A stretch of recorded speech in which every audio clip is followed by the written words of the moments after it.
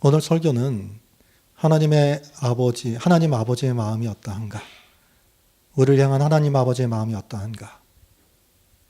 비유를 통해서 나타내고 있습니다. 세 가지 비유인데 잃어버렸던 것을 찾았을 때의 그 기쁨, 그것을 하나님 아버지의 마음으로 나타내고 있습니다. 한번 이런 거를 한번 생각해 봤습니다. 잃어버린 것이 무엇일까? 그리고 잃어버렸을 때의 마음, 그리고 잃어버린 것을 찾았을 때의 그 기쁨. 뭐니 해도 핸드폰인 것 같아요. 교회에 있는데 찾아봐도 없는 거예요? 막 찾아다 없다가 화장실 휴지통 위에 탁 이렇게 휴지거리 위에 있을 때의 그 안도감, 찾았구나 그런 생각도 들고요.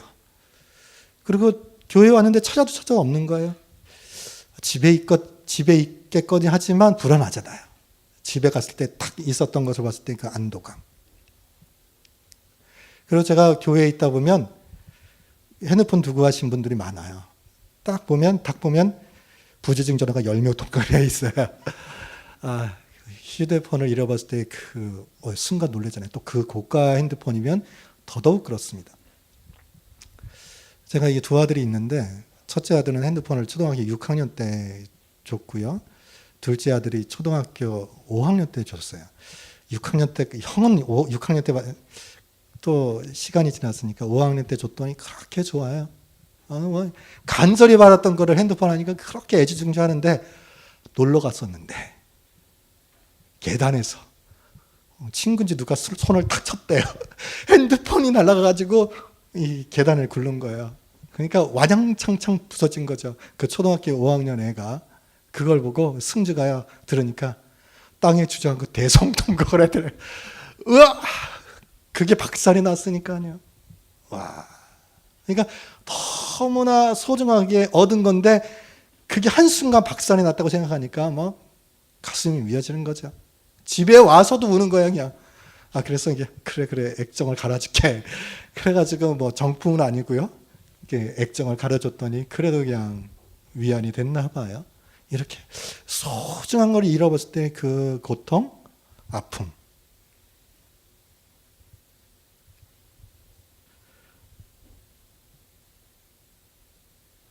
예수님께서 지금 오늘 본문의 말씀을 하시는데 대상이 누구냐면 바리새인과 서기관입니다. 당시의 종교 지도자고 하나님을 누구보다도 안다고 생각하는 사람들이었습니다. 그런 사람이 지금 바리새인과 서기관들이 예수님을 지금 책망하는 거예요. 왜냐하면 죄인들과 세리들은 사실 로마의 앞잡이, 세금 징수원이었거든요. 매국노라고 생각했습니다. 죄인들과 세리들이 예수님께로 가고 함께 앉아있고 함께 음식을 먹으니까 바리새인과 서기관들이 정죄하는 거예요. 어찌 저런 죄인들과 같이 함께 할 수가 있느냐라는 거예요. 당시에 유대인들은 사마리아 지역은 외부 그 피가 섞여 혼혈이 되었기 때문에 그 지역도 발을 밟지 않았습니다. 더러운 저런 민족과는 저런 사람과는 상종조차 하지 않겠다는 거예요. 근처도 가까이 가지 않겠다는 거예요. 이렇게 바리새인과 서기관들이 죄인과 세리에 대해서 정죄하고 있는데 예수님께서 바리새인과 서기관들에게 무엇을 말하느냐? 하나님 아버지의 마음은 그렇지 않다. 종교 지도자들이라고 한 너희들이 하나님의 마음을 안다면 도저히 이런 마음을 가질 수 없다고 강하게 책망하고 있는 겁니다. 그래서 하나님 아버지의 마음을 세 가지의 비유를 통해서 말씀하십니다. 예수님께서. 첫째는 뭐냐면 잃어버린 양의 비유입니다.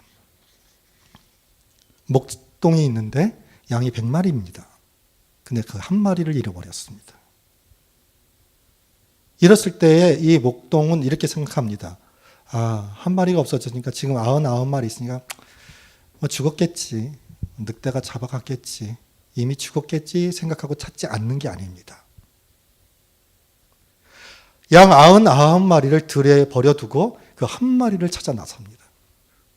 찾고 찾습니다. 성경에는 그 잃은 것을 찾아내기까지 찾아다녔다고 기록하고 있습니다. 찾아낼 때까지 찾아가는 거예요. 이 목동은 끝까지 찾는 거예요.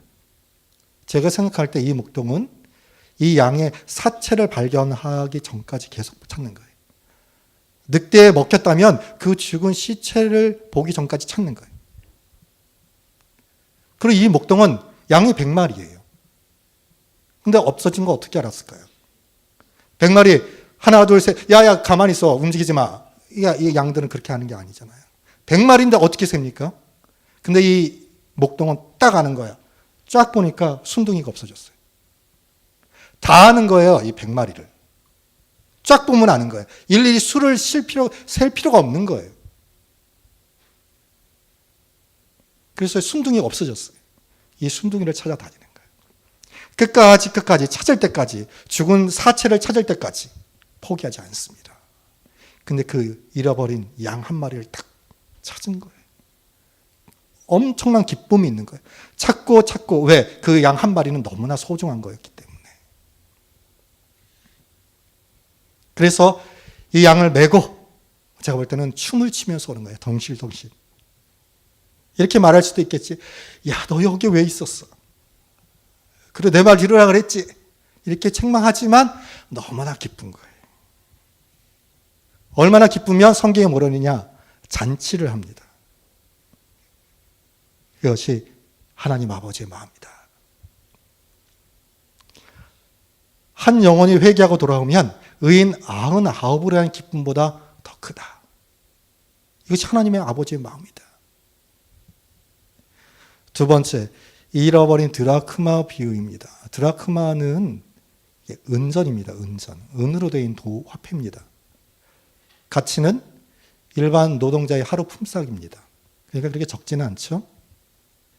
그 10 드라크마는 이게 특별한 의미가 있는 것이 당시 유대 풍속에 이제 결혼하면 신랑이 신부에게 주는 사랑의 증표요, 그런 지참금 역할을 했기 때문에 10개를 10 드라크마를 꿰어가지고 머리에 이렇게 둘러줬습니다. 그러니까 이 10 드라크마는 남편이 자기에게 준 사랑의 증표요, 어떤 특별한 그 의미가 있는 그런 돈입니다. 그 중에 한 드라크마가 없어졌습니다. 10개가 돼야 되는데 하나가 없어진 거예요. 너무나 소중한 게 없어진 거예요. 그러니까 찾는데 촛불을 켜고 쓰는 거예요. 찾을 때까지 찾는 겁니다. 그래서 그 한 드라크마를 딱 발견했을 때 이 기쁨이 엄청난 거예요. 그래서 또 잔치합니다. 마지막으로 잃어버린 아들을 찾은 비유. 두 아들이 있는데 이 둘째 아들이 아버지께 말합니다. 아버지, 앞으로 유산 줄 건데 미리 좀 주십시오. 이런 나쁜 놈이 어디 있습니까? 제가 이 탕자, 아버지께 유산을 먼저 달라고 하는 이 탕자의 마음이 어떤 마음일까 생각해 보니까 두 가지 마음인 것 같아요. 뭐냐면 아버지가 죽어야지 유산을 받으시는데 아버지가 지금 계속 살아있거든요. 죽을 때까지 지금 계속 기다리는데 안 죽고 있거든요, 아버지가. 그러니까 이 탕자는 아버지 빨리 죽기를 바라는 아주 나쁜 놈이에요. 빨리 죽어야 내가 저 유산 내가 받을 수 있으니까. 그러니까 아버지가 빨리 죽기를 바라는 마음이 이 탕자에게 있는 거예요. 아버지는 생각하는 게 없어요. 두 번째 말은 뭐냐면 유산을 받아가지고 며칠도 안 돼가지고 먼 나라로 떠나버립니다. 그냥 마음에 어떤 마음이 있느냐? 아버지, 다시 볼 일 없습니다. 라는 마음이. 내가 다시 볼 일이 없어요. 그러니까 먼 곳으로 떠나버리는 거예요. 이런 마음을 가지고 지금 아버지께 유산을 달라고 하는 겁니다. 이런 탕자를 나쁜 놈이라고 생각하지 않습니까? 어찌 이럴 수 있을까? 아니, 유산이라는 것이 돌아가야지 나에게 오는 건데 돌아가지도 않았는데 나에게 유산을 달라니. 정말 탕자입니다. 그래서 내 마음은 또한 이런 탕자의 마음은, 내 마음 가운데 이런 탕자의 마음은 있지 않는지, 부모의 재산이 내 것이라고 생각을 가지고 있지는 않는지, 은근히 부모의 재산 계산합니다. 형제가 3명이면 3분의 1. 내 돌아올 금액이 얼마?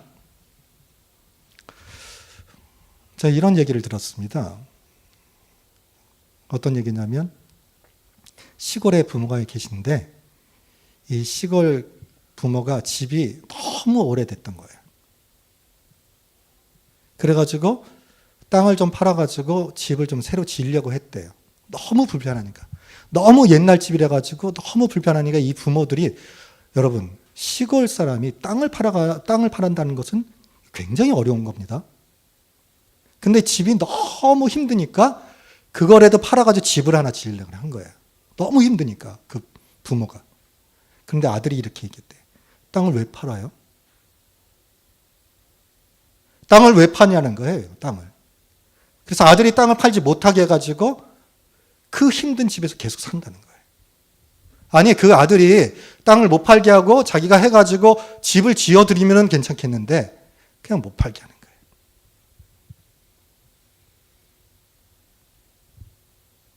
그럼 이 아들은 부모를 어떤 마음으로 보고 있는 겁니까? 내 돈 가지고 계신 분으로 생각하는 거 아닙니까? 그래가지고 힘들게 계속 그렇게 사신다는 거예요. 그래서 자식으로서 부모에 대한 마음이 어떠해야 하는가? 성경은 딱 하나입니다. 공경하라는 거예요. 부모를 공경할 때 어떤 복이 있느냐? 잘 되고 장수한다고 되어 있습니다. 여러분, 주위 가운데 혹시 굉장히 장수하시다가 병 없이 탁 돌아가시는 분 있지 않습니까? 그런 분 보면 그분 효자예요, 효자. 하나님의 원리는 딱 서 있습니다. 불신자 세계에서도 하나님의 원리는 딱 돼 있는 거예요. 효자는 잘 되고 장수하는 거예요. 이게 하나님의 약속입니다. 이 여기서 장수가 그냥 오래 사는 게 아니에요. 힘들게 병상에서 고통 가운데 이게 아니에요. 건강하게 살다가 탁 하나님께서 취하시는 거예요. 이 복이 부모님을 공경하는 자에게 있는 거예요.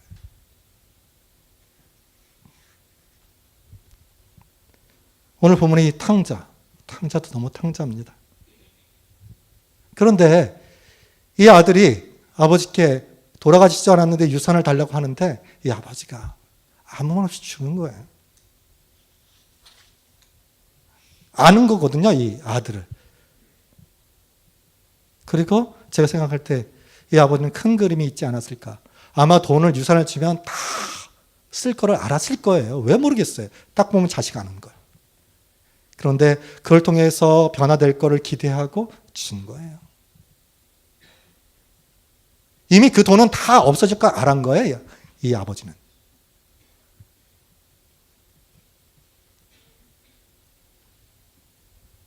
이렇게 미리 유산을 받은 아들은 며칠이 안 되어 떠납니다. 재물을 다 모아가지고 성경엔 먼 나라로 갔다 되어 있습니다. 며칠도 제가 생각할 때 당장 떠났지만 며칠도 제가 생각할 때 그 며칠은 유산을 받았으니까 가축이라든가 여러 가지 있었을 거 아니겠어요. 그거 정리하는 기간이었을 거예요. 부모를 보지 않고 내 마음대로 살 수 있는 먼 나라로 갑니다. 왜 그랬을까요? 소식도 듣고 싶지 않은 거예요. 가까운 데 있어서 소식도 소식도 듣고 싶지 않은 거예요. 먼 나라로 떠나버립니다. 그리고 마음대로 살아버립니다. 허랑방탕해서 그 재산을 다 써버립니다. 여러분, 부모에게 대해서 제대로 못하고 부모를 공경하지 못하는 사람은 그 사람은 지혜가 아무것도 없는 사람이에요. 이러니까 미래를 생각하지 않고 그냥 허랑방탕한 거예요. 부모를 제대로 공경하지 않은 사람이 하나님께서 지혜를 주시지 않습니다. 그의 삶이 고달픈 거예요. 미래를 모르니까 막 사는 거예요. 그러니까 고통을 받게 되는 겁니다.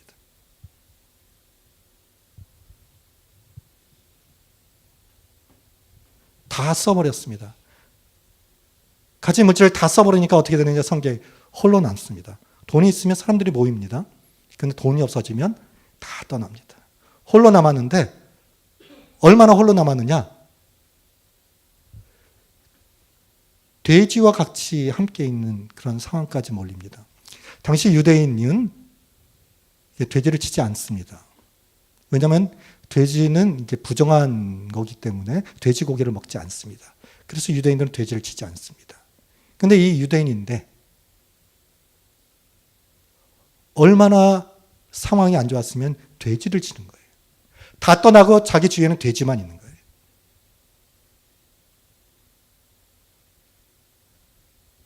그리고 돼지가 먹는 주연나무 열매도 먹을 수가 없는 거예요. 배가 고픈 거예요.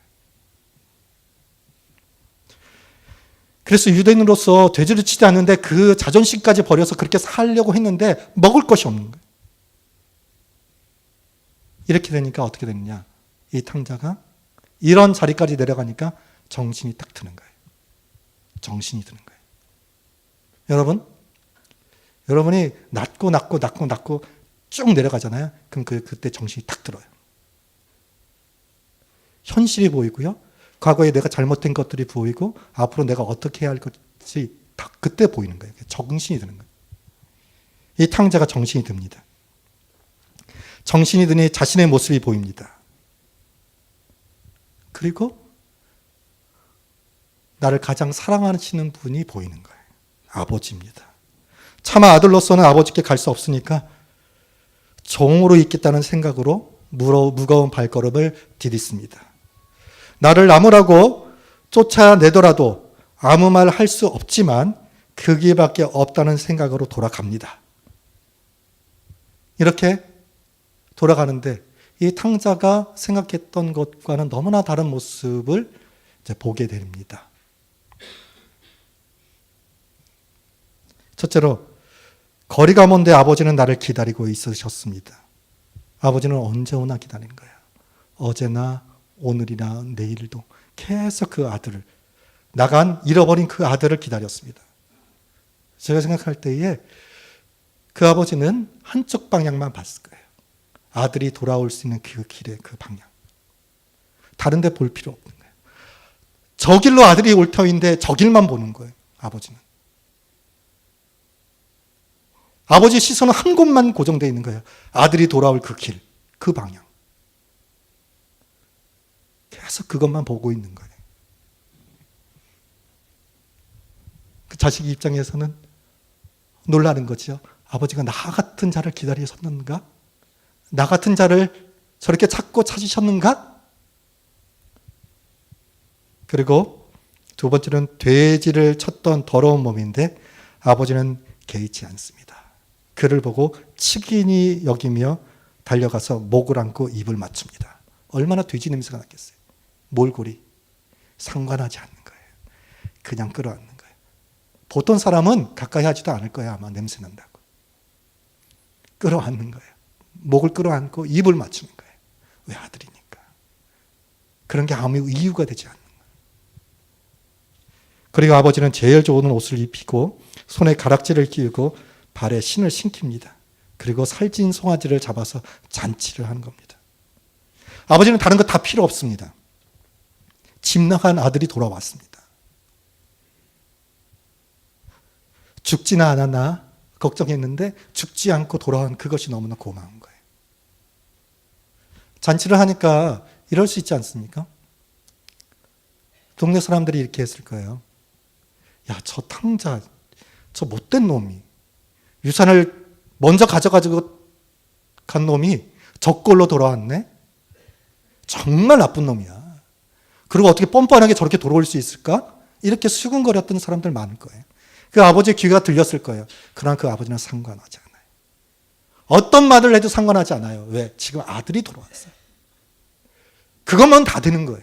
다른 게 필요치 않습니다. 돌아온 아들이 지금 내 앞에 있는 것만으로 기쁨이 있는 거예요. 그 아들이 이런 모습 저런 모습 성공했다 이런 거 다 필요하지 않는 거예요. 살아 돌아온 것만으로 기쁨이 되는 거예요. 이 지구상에서 정말 저와 여러분을 가장 사랑해 주시는 분은 인간으로서는 부모님밖에 없습니다. 제가 핑계죠. 더 어머님을 잘 찾아뵈야 하는데 그렇지 못한 부분도 있습니다. 그래서 새벽기도 끝나고 좀 가요. 6시에 끝나면, 새벽 기도 끝나면 전화를 이렇게 드립니다. 어머니 뭐 하십니까? 그러면서 네, 가겠습니다. 그러면 새벽 기도 6시 가가지고 또 9시까지 출근해야 되니까 가면 6시에 어머니가 딱 전화하잖아요. 그리고 이제 버스 타고 가고 그러면 뭐 한 3, 40분 걸립니다. 그럼 어머니 그때부터 여기 음식을 준비하시는 거예요. 며칠 전에는 갔는데 어머님이 수제비를 그때 하시는 거예요. 그러니까 아침 6시부터 아들이 온다니까 꺼내가지고 수제비 반죽을 하시는 거죠. 그리고 아들을 위해서 야, 콩가루가 있네. 콩가루 더 넣었다. 뭐 이렇게 하셔서 끓이는 거예요. 새벽 6시에 제가 집사람 오니 엄마 보고 제가 수제비를 좋아하는 거 아니까 수제비를 끓여달라 그러면 아마 끓여줄 거예요. 왜 웃으세요? 왜 웃으세요? 끓여줄 거예요. 그러나 저희 어머님과 같이 먼저 생각해가지고 그렇지는 못할 거예요. 왜 계속 웃으세요? 이게 부모의 마음이에요. 아들이 온다니까 기쁜 거고 뭔가를 해주고 싶은 거예요. 그리고 전에는 또 계란을 또 한 판 삶으셔가지고 가져가라고 그러세요. 이게 어머니 마음이에요.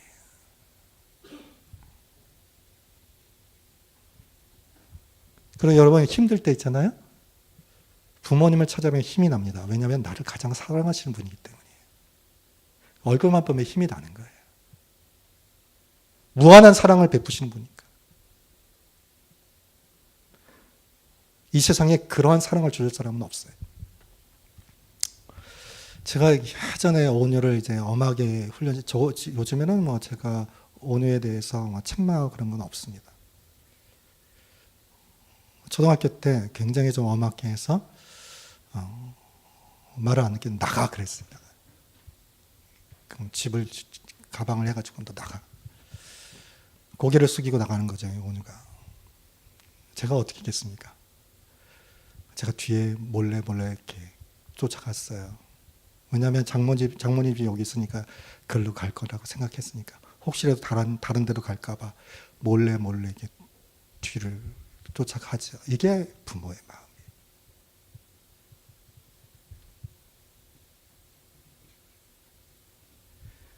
근데 성경은 이런 부모의 마음보다 더 큰 사랑이 하나님의 사랑이라고 되어 있습니다. 이사야 49장 15절 16절에 보면 여인이 어찌 그 젖먹는 자식을 잊겠으며 자기 태에서 난 아들을 궁휼히 여기지 않겠느냐. 그들은 혹시 잊을지라도 나는 너를 잊지 아니할 것이다. 내가 너를 내 손바닥에 새겼고 너의 성벽이 항상 내 앞에 있나니. 항상 보시는 거예요. 손바닥에 새기고. 왜? 너무나 소중한 존재이니까 여러분이. 손바닥에 새기면서 보는 거예요. 내 사랑하는 아들, 내 사랑하는 딸. 나를 대신하여 십자가에 죽으실 정도의 사랑으로 저와 여러분을 바라보시는 하나님 아버지.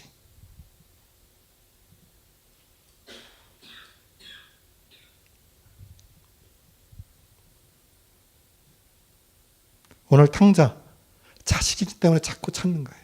기다리는 것입니다. 자식의 그 존재 자체가 전부이기 때문에 기다리는 겁니다. 그래서 오늘 본문은 큰 두 가지의 축이 있어요. 두 축이 뭐냐면 회개와 하나님의 은혜입니다. 돌이켜서 아버지께 왔을 때 이 아버지의 은혜가 임하잖아요. 그러니까 이 회개의 의미가 두 가지인데요. 보면 의인 99으로 인한 기쁨보다 더한 기쁨. 그러니까 예수 믿지 않은 사람이 회개하고 예수님일 때 우리 하나님은 엄청난 기쁨을 느낍니다. 구원해 주시고요. 어떠한 죄도 용서해 주시고요. 이게 하나님의 은혜입니다.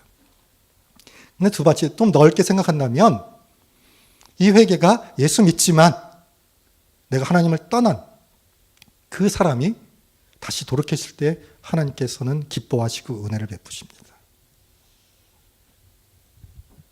그래서 이 탕자의 마음을 한번 생각해 봅니다. 이 탕자의 마음이 혹시 저와 여러분의 마음은 아닌가? 그럼 탕자의 그 지금 상태에서 가질 수 있는 마음을 세 가지를 좀 생각해 봤습니다.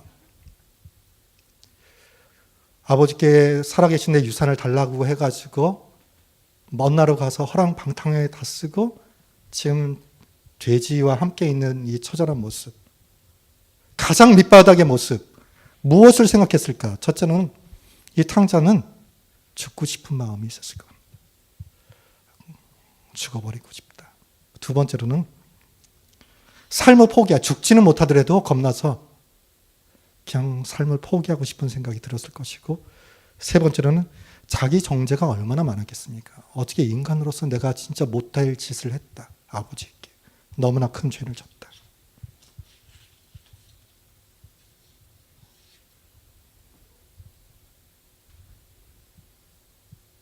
혹 여러분의 마음 가운데 이 탕자의 그 자리에 있는 마음과 같이 죽고 싶었던 적이 있습니까?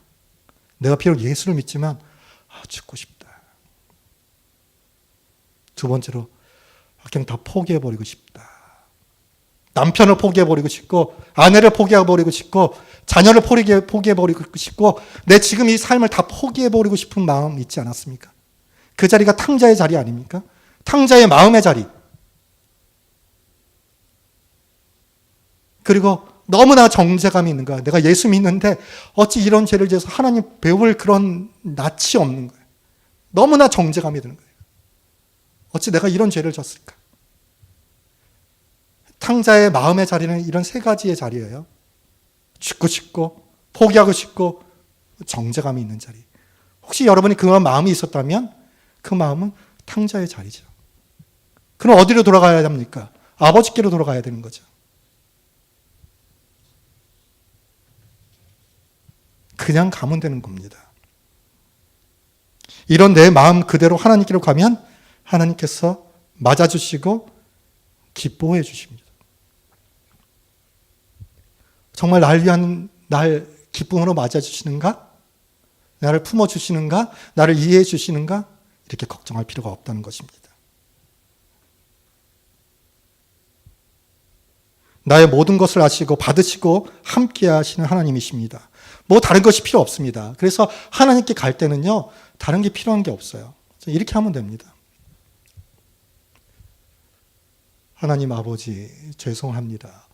죄송합니다. 이 말만 한 시간 동안 해보세요. 그리고 마음에 있는 것, 하나님 아버지 제가 이랬습니다. 지금 이렇고 그 마음을 하나님 앞에 나와서 토로에 놓는 순간 여러분은 회개의 길을 가게 될 거예요. 한 시간만 해보면요, 여러분의 기도가 바뀌면서 회개 기도가 나올 겁니다. 하나님, 이건 제가 잘못했습니다. 하나님 이렇게 도와주십시오. 하나님 감사합니다. 그러니까 회개는 시작이 뭐냐? 내 마음 그대로 하나님께 그냥 나아가서 토로하는 거예요. 내 마음을. 하나님 아버지, 제가 힘듭니다. 제가 잘못했습니다. 죄송합니다. 그러면 내 마음 가운데 위로해 주시고 그 죄를 용서해 주시고 새 소망을 주시는 겁니다. 하나님 아버지, 제 마음대로 살려고 하나님을 떠났고 내 마음대로 살려고 하다가 힘들었고 죽고 싶었고 포기하고 싶었습니다. 이런 마음 그대로를 하나님께 드리는 겁니다.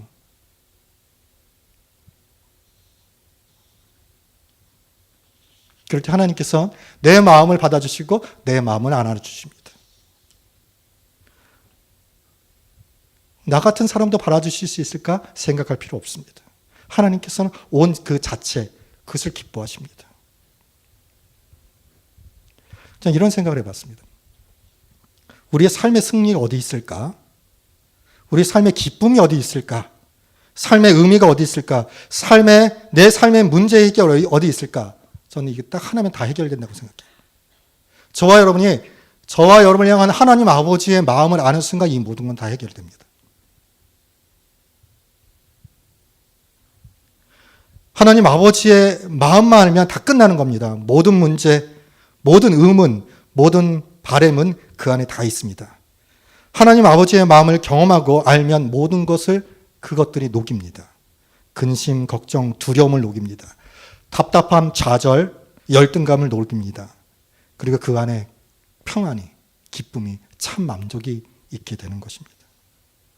날 사랑하시고 모든 것을 다 받아주시는 하나님 아버지의 사랑, 그 어떤 모습이라도, 내가 어떤 모습일지라도 하나님 아버지께 나가면 받아주시고 함께 하시고 기뻐하신다는 겁니다. 그럴 때 참 행복이 있습니다. 저와 여러분이 나아갈 곳은 하나님 아버지입니다. 그냥 이 모습 그대로 나아가면 하나님께서 받아주시고 기뻐하십니다. 그래서 이 시간 아버지께 나아가 진정 아버지께서 기뻐하시고 그 기쁨이 저와 여러분의 기쁨인 그걸 통해서 새 생명의 삶을, 새 행복의 삶을 살아가는 저와 여러분이 되었으면 좋겠습니다. 마지막 오늘 이 말씀 카드죠. 이 말씀이 하나님 아버지의 마음입니다. 너의 하나님 여호와가 너의 가운데 계시니 그는 구원을 베푸실 적는 자이시라. 그가 너로 말미암아 기쁨을 이기지 못하시며 너로 잠잠히 사랑하시며 너로 말미암아 즐거이 부르며 기뻐하시리라 하리라. 기도하시겠습니다.